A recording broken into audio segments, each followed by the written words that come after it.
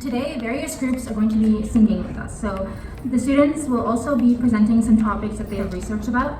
And the goal of the experience was to make their learning experience more holistic. So they all learn how to sing, but along with that, they are also learning more about the background behind Riddhi, Veda, Daya, and Swara.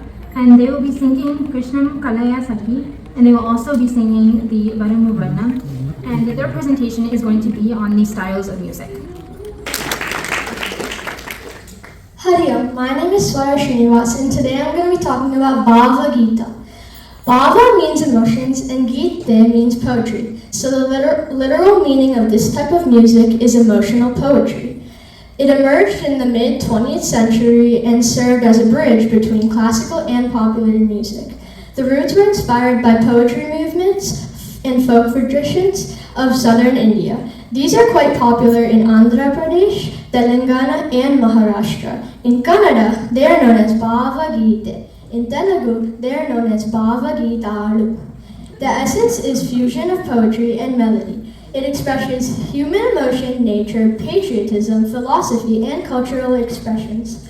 Prominent poets include Kuvempu, Gopala Krishna Adiga, K.S. Nisar Ahmed, and Raju Ananthaswamy. Composers and singers include C. Ashwath, Mysore Ananthaswamy, Raju Ananthaswamy. Notable songs include Yava Mohana Murali Karitu by Gopala Krishna Adiga. Thank you to Sujananiti for teaching us. Thank you.